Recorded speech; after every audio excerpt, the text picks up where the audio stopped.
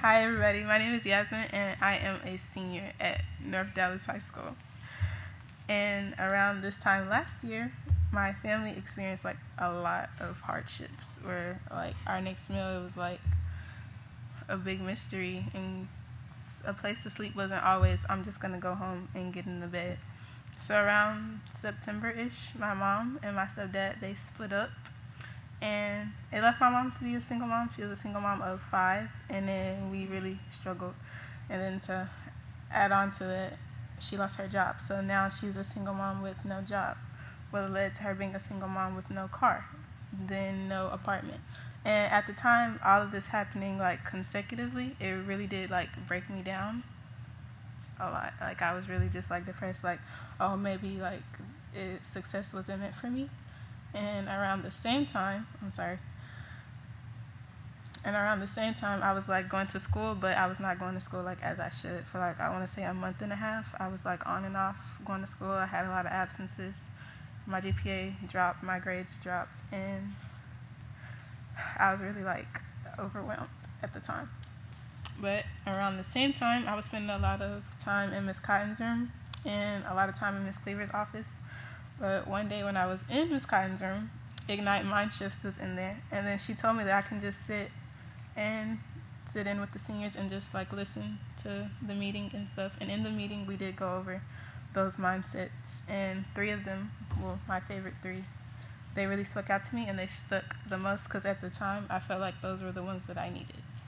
And my favorite mindset is victor, not victim, because at the time, I was victimizing myself. I was like, well, I'm not going to be successful because, well, we don't have a place to stay, or we don't have a car, we don't have this. And my mind was really like, I was blaming everybody else for my situation at the time.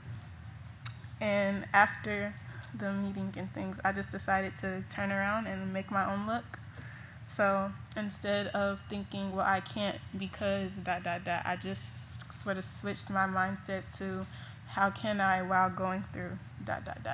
So at the time, I didn't have a car or a steady transportation to and from school.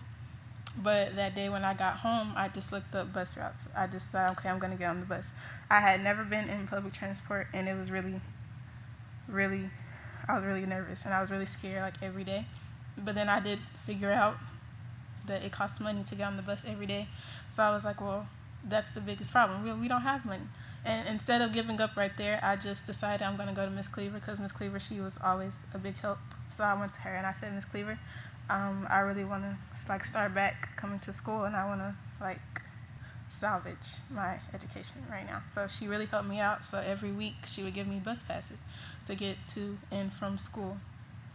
And after like getting back to school, trying to fix my attendance, I knew that I had to figure it out, which is my next mindset, that everything is figure outable. I had to figure out a lot of things at the time because I had dug a really deep hole with my attendance and everything else. Yeah. Okay, so when I got back to school, I needed to figure out how I could get my credits back because at the time, a lot of my credits were like, how can I say it?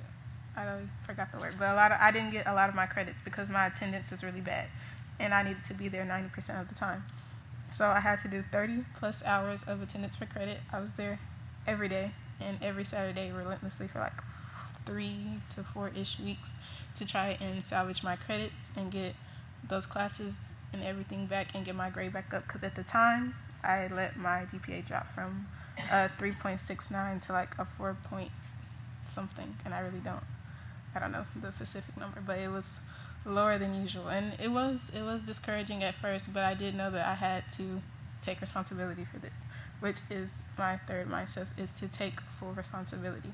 And at the time, I knew that I needed to get my grades back up, get my GPA back up to be like where I wanted to be. So I knew I needed to take responsibility for my future and for my education and for my success. I knew I couldn't just depend on everybody else, and I needed to depend on me. So I did my credit recovery. I got all my credits back. I am back on track to graduate with my class because I was in jeopardy of being a junior again. But I did get all my credits back. And then this year, I just kept with the same mindset that I have to just take responsibility and not depend on everybody else for me being successful, and also not blame them for me not being successful. So I just changed my mindset that I'm not going to say, well, oh, well, I'm poor. We don't have a house. We don't have a car. I'm not going to be successful, and it's not my fault. I just decided to take like all my struggles and try to persevere like past it, and just try to push past it and not let it define me, because just because my situation had a very bad beginning, I know that my ending is going to be very, very, not successful. I want to say great, because people in my predicament, they are not taught, like, it's okay, you're homeless right now. You're not going to be homeless 5 years from now. But I know that if I just sit and sap and like, oh, woe is me, I'm not going to be successful. But at the beginning of this school year, I started to get better. My grades are a lot better. My GPA for the year, my senior year, is a 3.9. I'm on volleyball. I do volleyball. We were undefeated in district this year, so we went to the championships, and we have playoffs next week. And yeah, I don't know what else to say after that.